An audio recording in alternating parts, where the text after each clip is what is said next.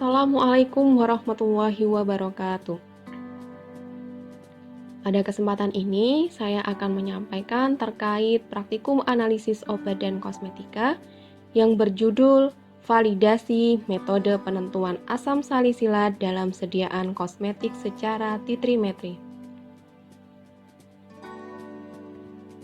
Adapun tujuan percobaan ini, yang pertama adalah melakukan validasi metode penentuan asam salisilat dalam sampel kosmetik secara titrimetri. Yang kedua, menentukan kadar asam salisilat dan kesesuaiannya dengan persyaratan yang berlaku.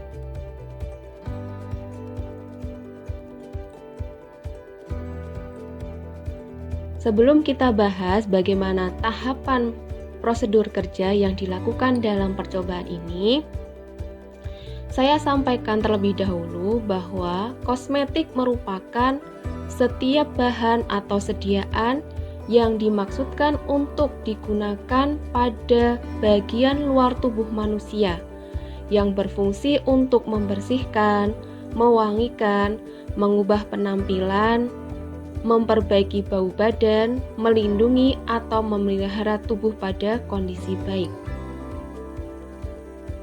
Kosmetik memiliki komposisi bahan kimia yang beraneka ragam. Masing-masing memiliki fungsi-fungsi tertentu. Bahan kimia yang biasanya terdapat dalam produk kosmetik diantaranya ada resorcinol, bensil alkohol, asam salisilat, hidroquinon, dan sebagainya.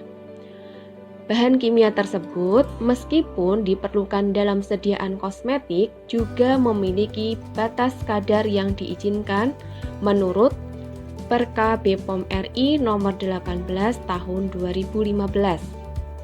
Bahan kimia dalam sediaan kosmetik yang melebihi ambang batas dapat menimbulkan dampak buruk atau menyebabkan efek samping yang merugikan bagi pengguna kosmetik.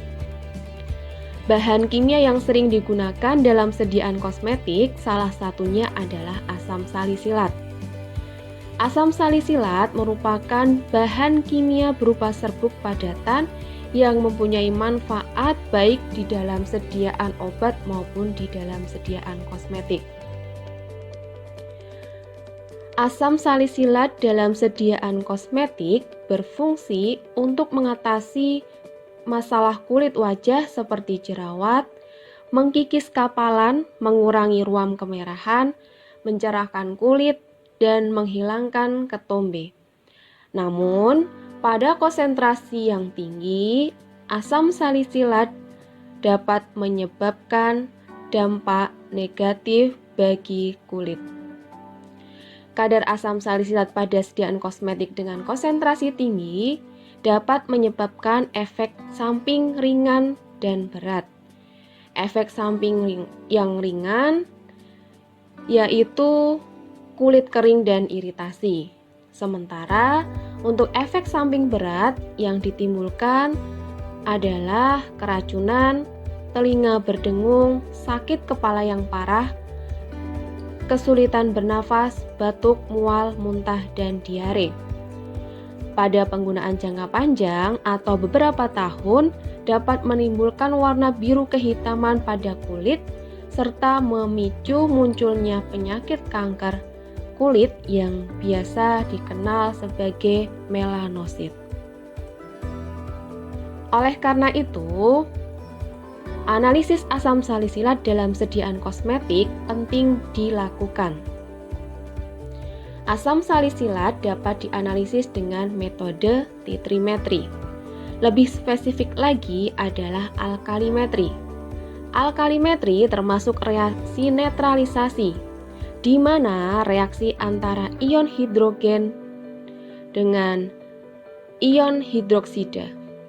Titik akhir titrasi ditandai oleh perubahan warna analit dengan bantuan penambahan indikator. Metode yang digunakan dalam percobaan ini merujuk pada metode non-baku. Oleh karena itu, perlu dilakukan proses validasi. Kemudian, bagaimanakah prosedur kerjanya?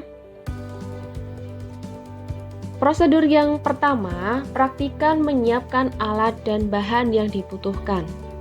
Adapun alat dan bahan yang dibutuhkan antara lain buret, Erlenmeyer, gelas beker, pipet ukur, larutan natrium hidroksida, indikator merah, dan juga aquades. Setelah semua alat dan bahan sudah disiapkan, langkah selanjutnya adalah siapkan tabel data pengamatan.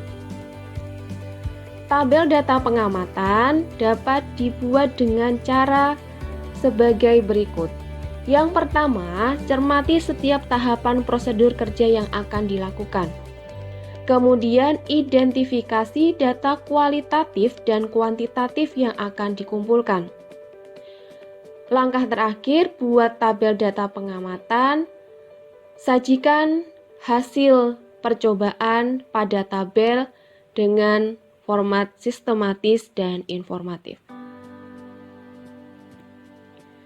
Langkah selanjutnya adalah melakukan praktikum sesuai dengan prosedur kerja yang terdapat pada buku panduan praktikum.